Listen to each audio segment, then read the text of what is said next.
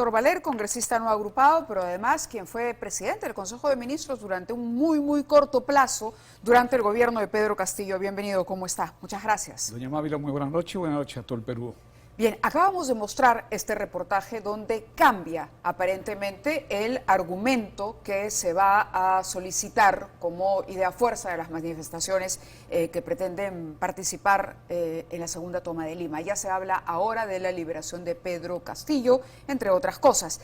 ¿Cómo analiza usted lo que viene ocurriendo y el manejo que ha hecho el gobierno a la luz, además de esta solicitud planteada por Naciones Unidas para ofrecer información?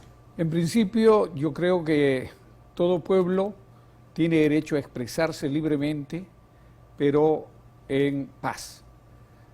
Lo que viene ocurriendo en el sur del país, exclusivamente en la región de Puno, yo creo que es una falta de información a las diferentes comunidades campesinas y a las organizaciones sociales respecto a la situación del expresidente Castillo, quien dio una lectura a un golpe de Estado, tuvo la intención de cerrar algunas instituciones democráticas y si bien es cierto para muchos penalistas no ha cometido un delito, pero sí ha cometido una infracción constitucional, razón por la que el Congreso de la República lo vacó de inmediato. Correcto, pero Castillo está detenido. Hay otra solicitud de prisión preventiva en su contra. Está investigado, está cumpliendo ahí con su parte. Pero lo que hoy estamos viendo es todavía la continuidad o la continuación de las manifestaciones. Es decir, no acabó con la detención de Castillo. Esto está continuando. De pronto no tendrá la fuerza que tuvieron las manifestaciones anteriores, pero la historia no ha concluido. ¿Cómo debería actuar el gobierno? Primero, yo creo que fortaleciendo la gobernabilidad del país, y esto significa sacar, por ejemplo, un decreto de urgencia o pedir facultades legislativas al Congreso de la República para instaurar un gobierno regional de emergencia para la región de Puno, a fin pero de... ya hay un estado de emergencia en Puno. Pero diferente un estado de emergencia a un gobierno regional de emergencia. Un gobierno regional de emergencia tendría las facultades... Pero hay un gobernador regional. Sí, pero hay que quitarle las facultades a ese gobierno regional, a ese gobernador regional, porque él mismo... Eso es absolutamente inconstitucional. Acaba de ser elegido ese gobernador regional. No, ha podido ser elegido, pero aquel que incumple sus funciones de gobernador regional y asusa al pueblo contra el Estado democrático... ¿Usted tiene pruebas de que está asusando al pueblo? Claro, desde luego, él mismo ha manifestado de que él no va a ejecutar ninguna obra mientras Dina Boluarte no renuncie, y lo ha dicho en 2 oportunidades el gobernador regional. Además de ello, él mismo ha dicho que va a apoyar las marchas desde Puno a Lima. Eso significa subvertir el orden, y para poner orden, el artículo 166 de la Constitución Política del Perú, hay presencia militar en Puno, ojo, ya hay presencia militar. Está bien, sí, pero hay que instaurar el gobierno regional de emergencia, que significa ser titular del pliego.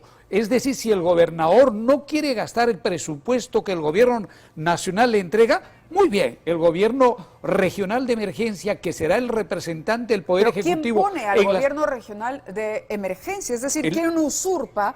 Quien saca a una autoridad democráticamente elegida, nos guste o no nos guste, y quien nombra a ese gobernador de emergencia. Es una situación bien compleja lo que usted está proponiendo. La Constitución habla claramente sobre el orden interno en el artículo 166, que dice... ¿Ya autoriza a cambiar así a dedo gobernadores? No, en concordancia en la 166, en concordancia con la ley de regionalización y descentralización, la Presidenta de la República puede tomar decretos de urgencia amparados en la Constitución para poder suspender sus funciones del gobernador regional, a pesar de haber sido electo, porque no está ejecutando el presupuesto que el gobierno nacional le entrega para escuelas, hospitales, etcétera, que el pueblo de Puno reclama, porque es la demanda social, y por esa razón es las marchas. Pero ¿sabe también. Usted que no se trata solo de una demanda social, sino también política? Política. El reclamo es nuevas elecciones, renuncia de Dina Boluarte, liberación de Pedro Castillo, restitución de Pedro Castillo. Esa plataforma es ideologizada. Vamos entonces dejando el plan social y vamos al plan político. El plan político, para las elecciones adelantadas, el Congreso de la República se ha pronunciado abiertamente y estamos en pleno debate para que esto se dé. El Congreso de la República ha Así mirado es. al costado sobre ese tema. No, hemos estado debatiendo, doña Mávila. Pero, a ver, vamos. ¿Cuántas propuestas han sido? ¿3 o 4? Pero- ninguna prosperó. Pero vayamos a aquellos de la región de Puno, que son la mayor parte de electos de Perú Libre, que se opusieron por llevar el proceso ¿Usted está a electoral, favor?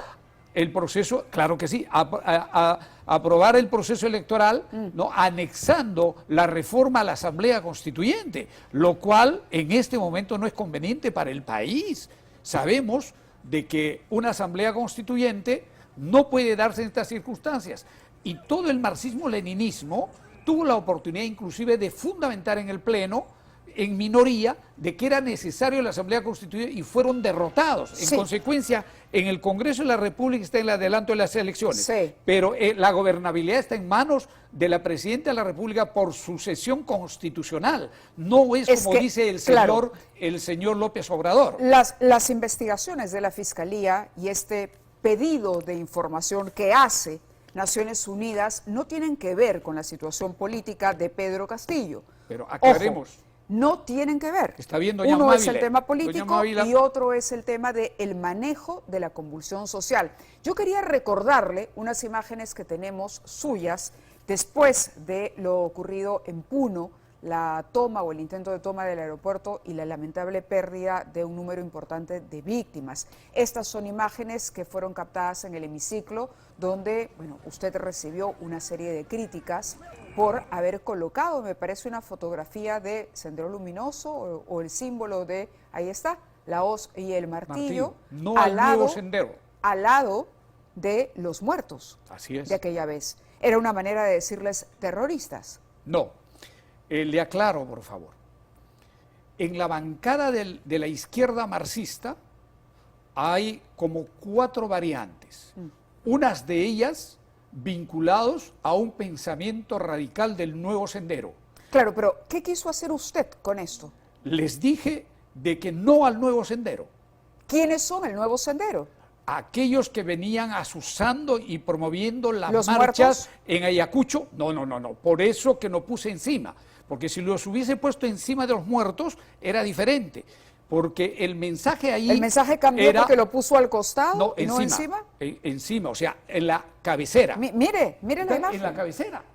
en la cabecera de los muertos. ¿Sabe por Esos qué le hago muertos la son pregunta? productos, es Sí. producto del asusamiento y del levantamiento de los pueblos, ¿no? Impulsados por algunos parlamentarios del marxismo-leninismo, doña Mávila. Correcto, pero ¿sabe por qué le hago la pregunta? Porque Sí. en una de las páginas, en la página 11 de este informe de 25, que es el documento que ha llegado de Naciones Unidas, ojo, dice, expresamos asimismo nuestra más profunda preocupación por la utilización abusiva de la definición de terrorismo prevista en el decreto de ley número 25475 y la utilización de crímenes conexos tales como colaboración con el terrorismo. Se refieren, dice, y apología al terrorismo debido a su formulación vaga e imprecisa.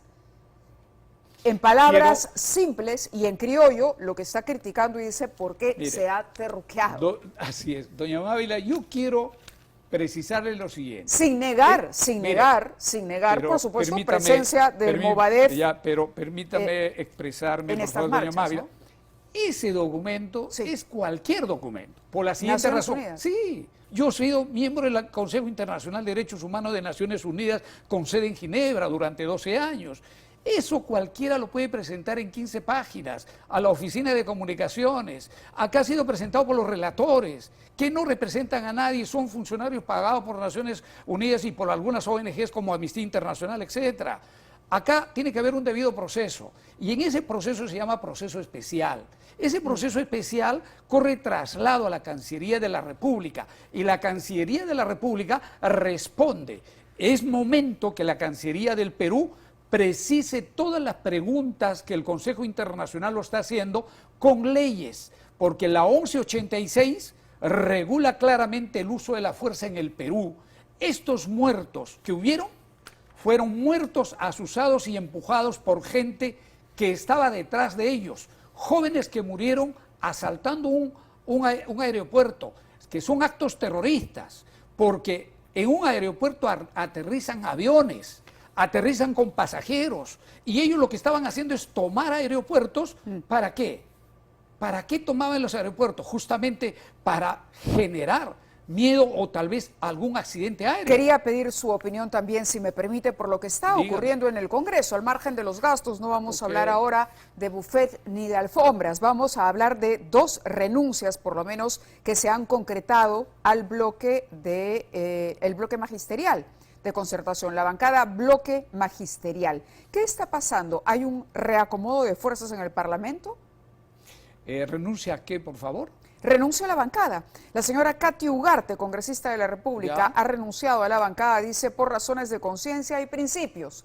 Segundo Quirós también ha dirigido una carta a Paul Gutiérrez Ticona, directivo portavoz titular de la misma bancada, Bloque Magisterial de Concertación Nacional. Mire, ¿qué puede estar pasando? Segundo Quirós es el vicepresidente de la Comisión de Ciencia y Tecnología, un extraordinario congresista, al igual que la congresista Katy Ugarte. Ambos hablan de razones de conciencia y principios. Yo creo que todos ellos vinieron en un paquete en Perú Libre, y a partir de la confrontación de ideas al interior de ellos han ido dividiéndose entre marxistas-leninistas, que son de Perú Libre, entre marxistas socialistas, entre marxistas progresistas, pero todos ellos vinculados por el marxismo.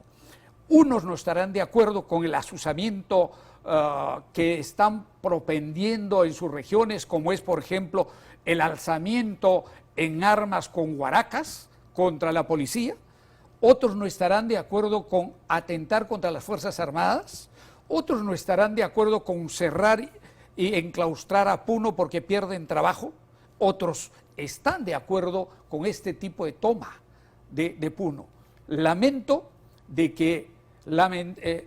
que estos buenos congresistas renuncien por principios, porque seguramente al interior, como el caso del profesor Paul Gutiérrez de la región de Apurímac, que siempre estuvo vinculado a las luchas populares del Modavef.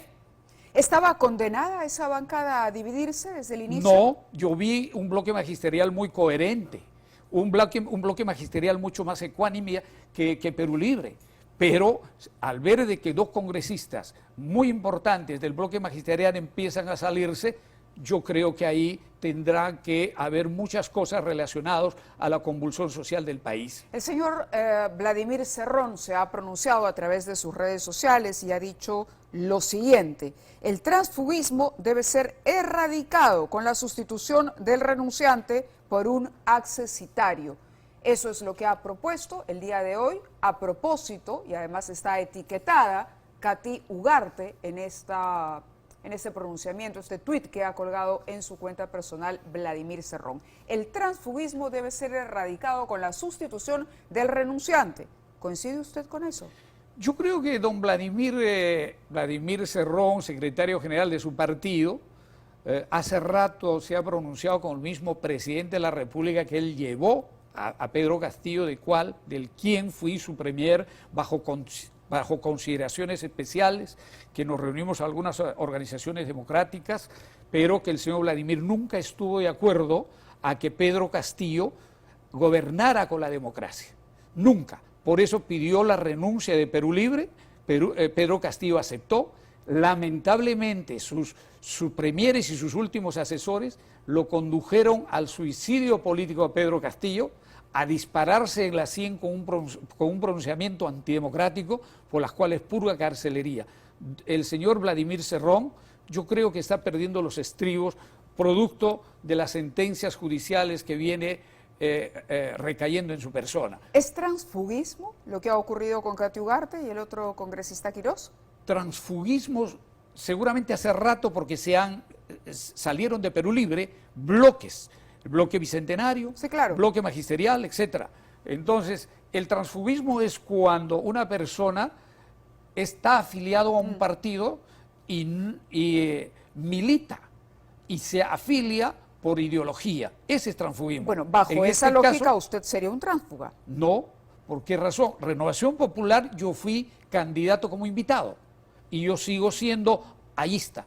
Yo sigo siendo aprista de la Pero línea de en la términos Torre. concretos, usted formó parte de una bancada y luego la abandonó y se fue a otra, No. en la otra orilla ideológica. Renovación Popular, al ver que yo era invitado y no aceptaba A ver, que yo Correcto. me Vamos, desinvitó de la derecha usted pasó al centro. al centro. Somos Perú. Somos Perú. Y de Somos Perú se fue a la izquierda. No, nosotros conformamos una nueva bancada. Pero Perú Democrático, ¿qué era? ¿Centro? Estaba Acción Popular ahí, que es Ceballos, estaba yo por el social liberalismo, estaba Entonces cambió un centro por otro centro. por otro centro, porque Somos Perú nunca estuvo de acuerdo con crear Pero un estaba momento... el señor Bermejo es de centro. No, es radical.